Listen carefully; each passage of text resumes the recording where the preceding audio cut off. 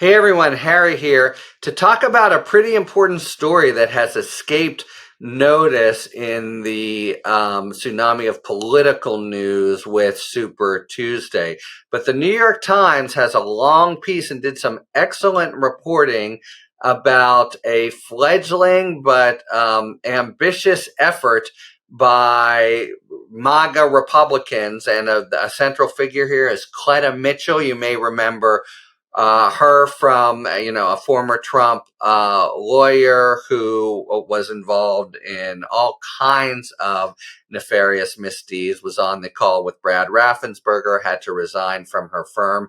Anyway, she, among others, has started it's got a clever name of Check My Vote. Sorry about that.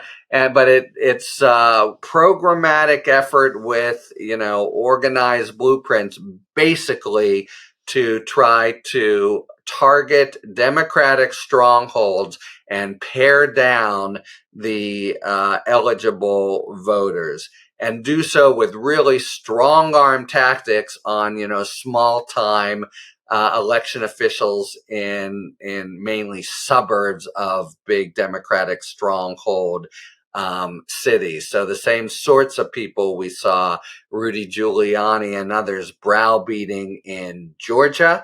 That's their quarry here. So they are basically alleging, by the use of different sort of software, that Democratic voting rolls have been illegally expanded in different ways, but the main way being that registrations occurring in different jurisdictions.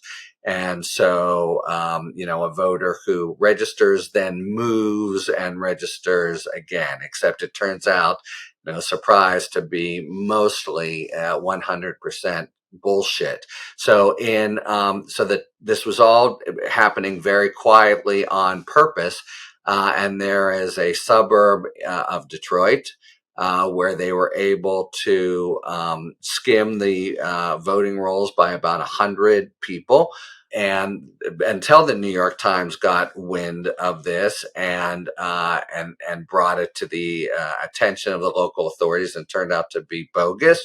Those voters have now been reinstated, so that's a small victory for voting rights, but it's part of a big operation that is just kind of flexing its muscles and getting going. And so, and even when they make false allegations and it's discovered, there can still be consequences for individual voters. It can affect one if you've had these sorts of temporary purging from the rolls. It can affect your ability to vote by mail.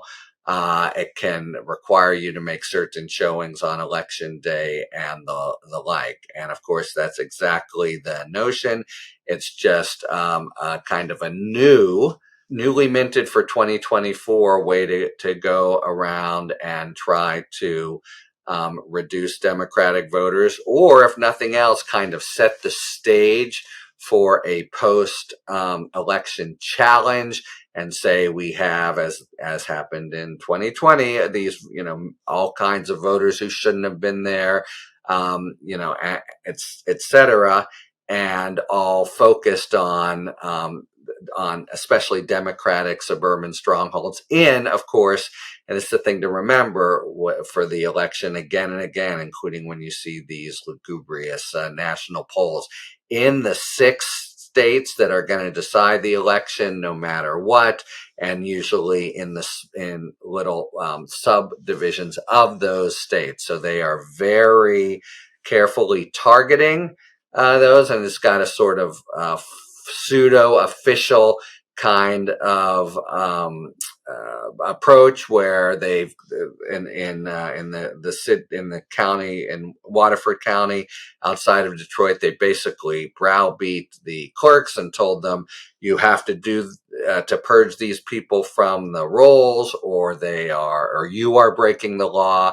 We're talking about mild-mannered, often sort of senior citizens who do their patriotic duty, God bless them, for the country in elections, who are now, being faced down by the MAGA machine to try to strip Democratic voters only from the polls, or at least lay the groundwork for challenging them later. So kudos to the New York Times for having uncovered. It's a big piece, like 10 pages long, a big piece in the Times, and it's clear that it's a much bigger operation, with the organization of some really questionable customers like Cleta Mitchell. And, there's nothing illegal about going around and trying to make bullshit claims. But when you have cowed election officials and you're only going one side, actually, I shouldn't say that. It is illegal if you're making false claims, if you're essentially defrauding, and that may be what's happening here. But the bigger problem is that they're getting, clerks who don't really know any better to, meekly acquiesce to these, aggressive insistence that voters have to be pared back. And once that happens, this is sort of general fact of life in election law. It's just hard to undo in time. So if they're able to do this, they're going to identify voters who you can just bet are going to have disproportionate share of problems on election day. So this is one thing that just happened to come out. It's something new. We actually found out just today, or in the last couple of days, in a settlement in Wisconsin, about good old Ken Chesbro and how the big ticket plan for 2020 of false electors actually was initiated well before people, basically just after the election, and he was a clear architect of it, not someone who was just, spitballing, as he's put it, and putting out legal theories. He was all in, including at January 6th itself, with a big smile and a red hat.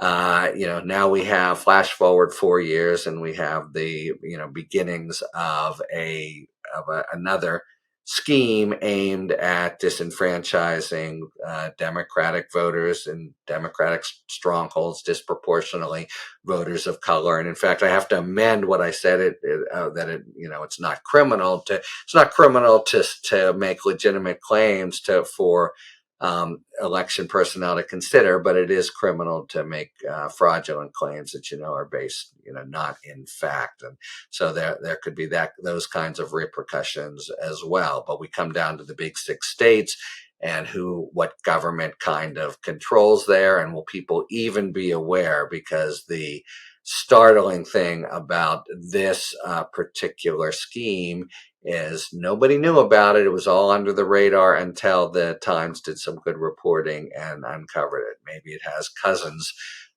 schemes going on in other divisions as we speak, and there are plans that are rife to try once again to deliver an election to a man who has never had more than 50% of the country, and whose whole business plan for being elected president encompasses all kinds of illegal, unethical, and really aggressive disenfranchisement plans for Democrats.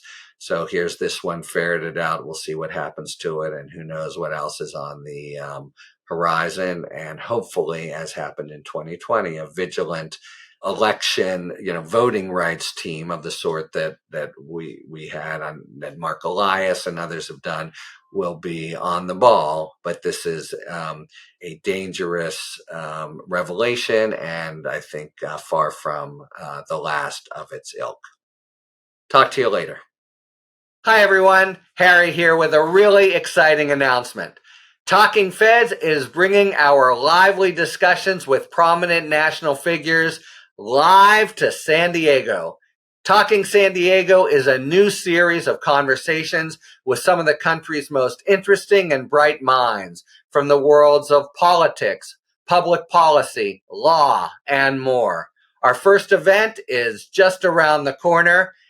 Join me for a conversation with Congressman Jamie Raskin on Monday, March 18th at 2 o'clock in downtown San Diego.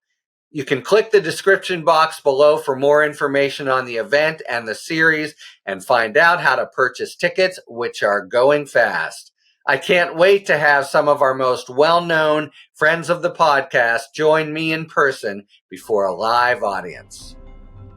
Thanks for tuning in. If you enjoyed this video and other Talking Feds content, please take a second to like and subscribe.